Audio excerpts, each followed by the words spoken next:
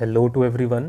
तो आज हम बात करने वाले हैं philosophical basis of governance and probity.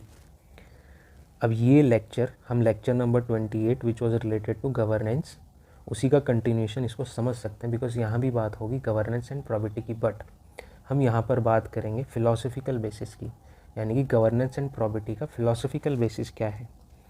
अब आगे बढ़ने से पहले मैं एक चीज़ डिस्कस करनी चाहता हूँ, वो ये है कि जब भी आप इस टॉपिक को किसी और सोर्स से कंप्लीट करते हो, चाहे वो यूट्यूब चैनल हो या कोई भी कोचिंग मटेरियल नोट्स हो या फिर टॉपर के भी नोट्स हो, जब आप इस टॉपिक को कंप्लीट करते हो तो अक्सर ऐसा होता है कि जो टॉपिक की डिमांड है, जो प्रिसाइसली पूछा गया है कि फ़िलोसॉफ़िकल बेसिस क्या है, उससे चीज़ें थोड़ी सी डिस्ट्रैक्टेड हो जाती हैं। उसका रीज़न ये है, कई लोग फ़िलोसफ़ी टर्म की वजह से चीज़ों को थोड़ा सा और उसकी डायमेंशंस को बढ़ाना चाहते हैं, बिकॉज फ़िलासफ़ी को कुछ लोग किसी दूसरे रूप में कई बार एज्यूम कर लेते हैं, लेकिन ऐसा हमें नहीं करना है। बिकॉज सबसे पहले हम ये समझ लेते हैं कि फ़िलासफ़ी की जब भी बात होती है तो फ़िलासफ़ी का मतलब क्या है। कई बार ऐसा होता है कि फ़िलासफ़ी का जब भी जिक्र होता है तो एस्पिरेंट्स क्या सोचते हैं कि ट्रांसेंडेंटल रियलिटीज़ के बारे में बात होनी वाली है, या फिर कोई भी ऐसी चीज़ जो एम्पेरिकल वर्ल्ड से थोड़ी अलग है, जो इस रियल वर्ल्ड से, जो हमें रियल लग रहा है उससे अलग है, जिसको आप परसीव नहीं कर सकते। कुछ ऐसी चीज़ों के बारे में बात होगी। लेकिन ये बात सही है कि ट्रांसेंडेंटल रियलिटी की बात होती है फ़िलासफ़ी के अंदर, लेकिन वो सिर्फ इसका एक डायमेंशन है। फ़िलासफ़ी सिर्फ उतने से ही लिमिटेड नहीं है। फ़िलासफ़ी को mother of all types of knowledge कहा जाता है। वो क्यों कहा जाता है मैं आपको बताता हूँ। फ़िलासफ़ी का जब भी जिक्र होता है उसका मतलब हमेशा यही होता है कि आप क्वेश्चन मार्क उठा रहे हो। बहुत सिंपल वे में इसका सिर्फ यही मतलब है कि आप क्वेश्चन कर रहे हो, यानी कि आप नॉलेज गेन करना चाहते हो विद रिस्पेक्ट टू एनीथिंग। आपका सवाल पूछने का मतलब ही ये है, you just have put it that question mark not to challenge anyone, rather you want to gain something, you want to know something. तो फ़िलासफ़ी का मतलब ये होता है love for wisdom, love for knowledge. जब भी आप ज्ञान प्राप्त करना चाहते हो, whenever you want to acquire some knowledge, इसका मतलब सीधा सा यही है कि आप फ़िलासफ़ी के एरेना में हो। अब जब भी बात होती है ऐसे ऐसे क्वेश्चंस की, व्हाट, हाउ, व्हाई, व्हेन, तो ये सारे क्वेश्चंस क्या हैं। अगर आप ये सारे सवाल कर रहे हो तो इसका सिंपल सा मतलब यही है कि आप फ़िलासफ़ी के एरेना में हो। यानी कि फ़िलासफ़ी का मतलब हर उस चीज़ से है जहाँ पर आप क्वेश्चन करते हो और नॉलेज गेन करना चाहते हो। तो यहाँ पर भी जब हम गवर्नेंस एंड प्रॉबिटी के ऊपर ऐसे क्वेश्चन उठाएंगे कि what is governance, what is probity, तो वो फ़िलासफ़ी के अंदर आएगा। हम यहाँ पर इसी तरीके के सवाल को डील करेंगे और इस तरीके से इस चीज़ को कंप्लीट कर लेंगे। इतना सिंपल है, लेकिन कभी कभी हम इसको कॉम्प्लेक्स कर लेते हैं ड्यू टू, या तो हम चीज़ों को बहुत ज़्यादा एक्सट्रीम लेवल पे सोच रहे होते हैं, या फिर बहुत ही इररिलेवेंट तरीके से उस चीज़ को देख लेते हैं। तो क्लैरिटी होना इसलिए बहुत ज़रूरी है। आपको क्लैरिटी होगी तभी आप बहुत इजी वे में, बहुत सिंपल तरीके से चीज़ों को हैंडल कर सकते हो और एग्ज़ाम में भी लिख के आ सकते हो। तो अब हम बात यही करेंगे जब फिलोसफिकल बेसिस की बात करेंगे with respect to governance and probity, कि गवर्नेंस व्हाट, क्वेश्चन जैसे क्वेश्चन है what is governance, what is probity. फिर हम बात करेंगे कि हाउ, कि कैसे ये आए। फिर उसके बाद बात करेंगे कि पर्पस, वाई, रीज़न क्या था इनका, मतलब इनका पर्पस क्या है, टारगेट क्या है। अब बहुत सिंपल है। अब आप जब बात करोगे what is governance, what is probity, तो आप ये दोनों क्वेश्चन हम इसको देख चुके हैं कि प्रॉबिटी क्या है, गवर्नेंस क्या है, तो एक आंसर हमें पहले से ही पता है। अब उसके बाद हम बात करेंगे कि व्हाट, हमारा हमने व्हाट जो क्वेश्चन था उसका आंसर दे दिया। पर्पस क्या है, वाई ये भी हमें पता है। पर्पस क्या है, welfare of people, welfare of society, welfare of weaker section, तो ये वाई है। लेकिन जो हाउ क्वेश्चन है, जब हम हाउ की बात करते हैं कि ये बना कैसे, गवर्नेंस एंड प्रॉबिटी स्टार्ट कैसे हुआ, कहाँ से आया, तो उसके बारे में थोड़ा हम इसमें डिस्कस करने वाले हैं। क्योंकि दो क्वेश्चन तो हम बहुत इजीली इसको हैंडल कर सकते हैं, लेकिन हाउ देखेंगे। उससे पहले इसी टॉपिक के अंदर जो और चीज़ें हमें कवर करनी है वो भी देख लेते हैं। डेफिनेशन जो हम बहुत इजीली कवर कर लेंगे, प्रॉबिटी एंड गवर्नेंस वो भी इसी टॉपिक के अंदर आ जाएगा कि डेफिनेशन क्या होती है इन दोनों की। उसके बाद हम बात ये भी टॉपिक डिस्कस कर लेते हैं कि प्रॉबिटी अगर गवर्नेंस में होगी तो क्या होगा। तो तीन तरीके से मैंने इसको डिपिक्ट किया है कि ट्रस्ट डेवलप होगा अगर प्रॉबिटी गवर्नेंस में होगी, जो हमने पहले भी पढ़ा है। फिर क्योज नहीं होगा, टर्मोइल नहीं होगा, तो इकोनॉमिक डेवलपमेंट होगा रीजन का, लॉ एंड ऑर्डर अच्छा रहेगा।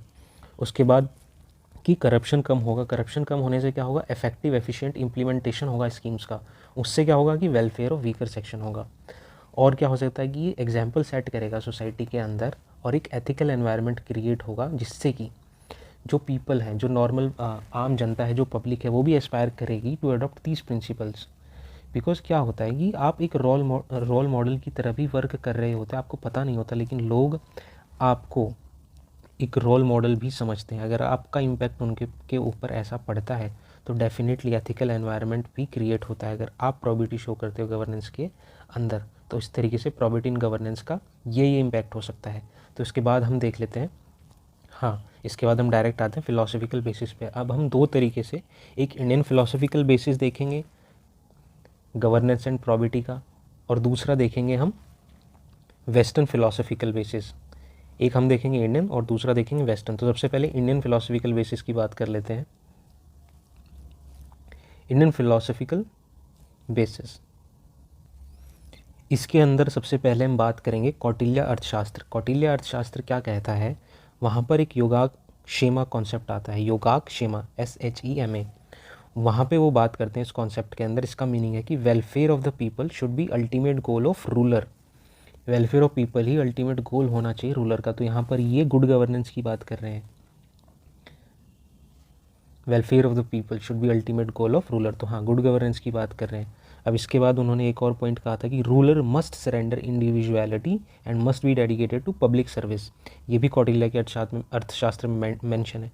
फिर वो बात करते हैं मत्स्य न्याय की, law of ocean. Law of ocean क्या होता है कि जो स्ट्रांग होता है, जो बड़ी मछली होती है वो छोटी मछली को खा लेती हैं, लेकिन इसी चीज़ को रोकना है, इसी को रिस्ट्रेन करना है, इसी मत्स्य न्याय को रोकना है। तो इस तरीके की गवर्नेंस होनी चाहिए। तो इस तरीके से हमारी जो हिस्ट्री है, अब हम माइथोलॉजी के भी कुछ एग्जांपल्स देखेंगे, वहाँ पर गवर्नेंस एंड प्रॉबिलिटी की इस तरीके से बात होती है। तो अभी हम फिलोसफिकल बेसिस के अंदर जो हाउ क्वेश्चन था, ये आया कैसे, उसके बारे में बात कर रहे हैं। अब इसके बाद हम कौटिल्य अर्थशास्त्र देख चुके हैं। इसके बाद हम बात करेंगे कि महाभारत के अंदर इस चीज़ के बारे में क्या कहा गया है। उसके अंदर बात होती है राजधर्म की। राजधर्म क्या होता है कि righteous duty of the king क्या है, adherence to highest moral principles. वो राजधर्म में ये सिखाते हैं। विदुर नीति क्या कहती है कि मिनिस्टर, विदुर कौन था, जो मिनिस्टर थे धृतराष्ट्र के, विदुर नीति समझाती है कि ऑप्टिमम यूटिलाइजेशन ऑफ रिसोर्सेज कैसे होना चाहिए। और जो कॉन्सेप्ट ऑफ धर्म है जो लॉर्ड कृष्णा ने दिया है, वो भी गवर्नेंस की ही बात करता है। गुड गवर्नेंस, एथिकल गवर्नेंस, धर्म के अंदर तो सारी चीज़ें आ जाती हैं। तो लॉर्ड कृष्णा भी यहाँ पर गवर्नेंस एंड प्रॉबिलिटी से रिलेटेड बातों के बारे में ही बात करते हैं। इसके बाद रामायण क्या कहती है, रामायण के अंदर इंटीग्रिटी ऑफ राम। तो ये एक बहुत स्ट्रॉन्ग फिलोसफिकल बेसिस है प्रॉबिलिटी के लिए, गवर्नेंस के लिए।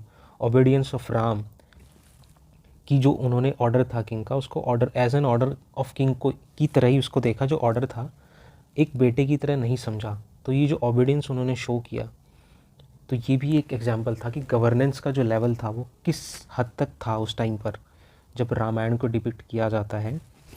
तो यही सब शो किया जाता है। तो ये एक माइथोलॉजिकल बेसिस है गवर्नेंस एंड प्रॉबिलिटी के लिए। वही कंसेप्ट ऑफ राम राज्य वाली बात, फेयरनेस एंड हैप्पीनेस। फिर अब हम हिस्ट्री से एग्जाम्पल लें तो महात्मा गांधी जी, कॉन्सेप्ट ऑफ सर्वोदय, यानी कि सबका भला हो। सर्वोदय का यहाँ पर मतलब यही है कि हर एक का उदय हो, सर्वोदय। तो ये भी गवर्नेंस का ही एक फ़िलोसफिकल बेसिस है। अब इसके बाद हम बात कर लेते हैं वेस्टर्न फ़िलोसफिकल बेसिस क्या है। सबसे पहले इसके अंदर बात करेंगे सेंट थॉमस एक्विनास की। ये बात करते हैं कि प्राइमरी लॉ का मतलब यहाँ पे लव कंपैशन है, should prevail over secondary law. और सेकेंडरी लॉ होते हैं रूल्स रेगुलेशंस। तो ये एथिकल गवर्नेंस की बात कर रहे हैं, यानी कि गवर्नेंस हो लेकिन उसके अंदर वो वैल्यूज़, मॉरल्स, ये ज़्यादा सुपीरियर होने चाहिए, ना कि रूल्स एंड रेगुलेशंस। तो फिर इमैनुअल कांट, ये भी एक बहुत महान फिलोसोफर रहे हैं। तो मोस्ट ऑफ द टॉपिक्स जब आप फिलॉसफी एज अ सब्जेक्ट पढ़ते हैं तो इमैनुअल कांत का जिक्र बहुत दफ़ा होता है, बिकॉज इन्होंने बहुत सारी चीज़ों के बारे में स्टडी करके उसके बारे में अपना एक पॉइंट ऑफ व्यू रखा है। तो इनका व्यू, जब भी आप फिलॉसफी के किसी भी टॉपिक से डील करें तो इनका व्यू बहुत इंपॉर्टेंट हो जाता है। और इन्होंने जो व्यू रखा है, इन्होंने कहा है कि human beings should be treated as end in themselves, यानी कि इनको एक मीन्स की तरह नहीं देखना चाहिए, इनको एक एंड की तरह ही रखना चाहिए। और यही इनका कैटेगोरिकल इम्पेरेटिव है कि इंसान को हमेशा एक एंड की तरह ही ट्रीट किया जाएगा, ना कि एक मीन्स की तरह। और आजकल हो क्या रहा है, एक मीन्स की तरह इंसान को यूज़ किया जाता है।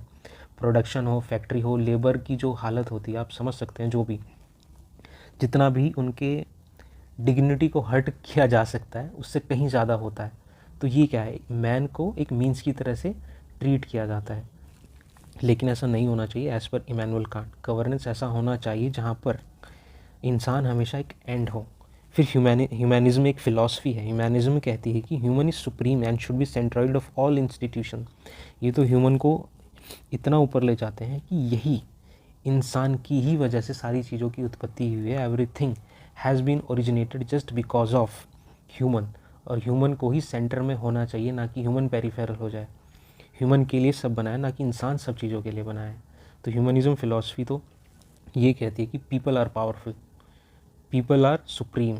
वही जो हमारा कॉन्स्टिट्यूशन का जो प्रियम्बल है वो भी तो यही बात करता है। तो इस तरीके से जो गवर्नेंस एंड प्रॉबिलिटी का बेसिस है, हम शो कर सकते हैं कि इंडियन फ़िलासफ़िकल बेसिस क्या है, वेस्टर्न फ़िलासफ़िकल बेसिस क्या है। तो इस तरीके से हम 3 चीज़ों के अंदर अपना फ़िलासफ़िकल बेसिस कंप्लीट कर सकते हैं।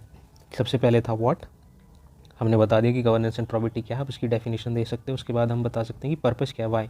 गवर्नेंस एंड प्रॉबिलिटी करती क्या है, बहुत सिंपल है कि वेलफेयर, यही टारगेट है, यही पर्पस है। अब इसके बाद हमने बात की है, जो पूरा का पूरा बेसिस हम समझे हैं वो ये था कि हाउ, ये आया कहाँ से, कैसे इसका जन्म हुआ, how it has been made, या फिर how it has been originated, इसका जो इंसेप्शन था वो कैसे हुआ। तो उसके लिए हमने क्या किया कि कुछ माइथोलॉजी के एग्जाम्पल्स दिए, कुछ हिस्ट्री के दिए।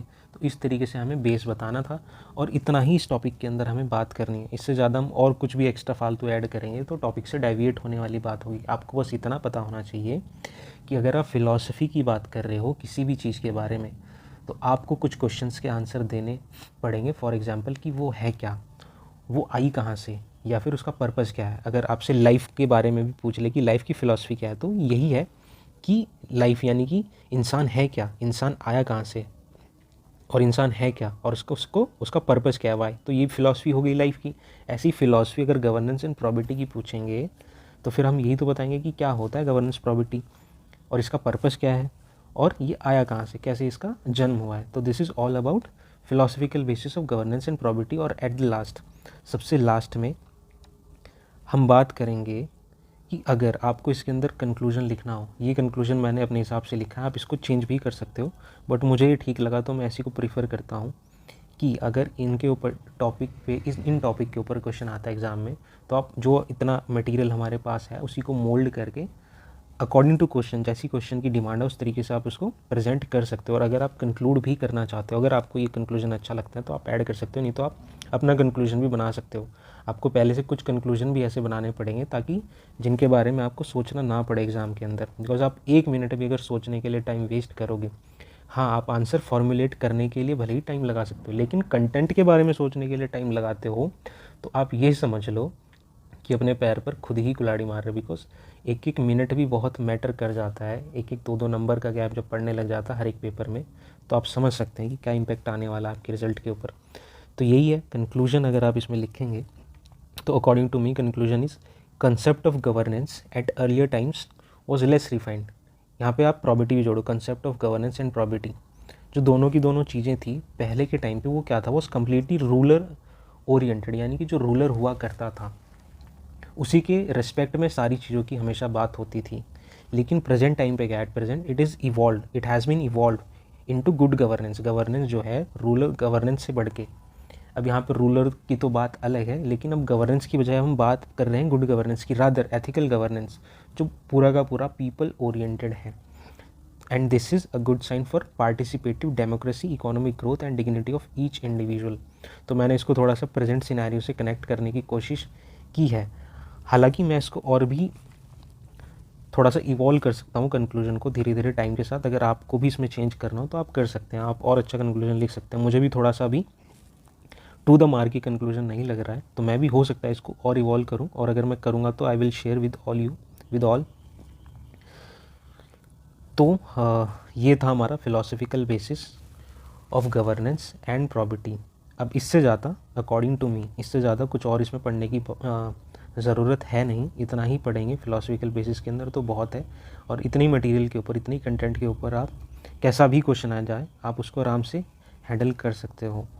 तो this is it for this lecture, see you soon in next lecture, take care, bye bye.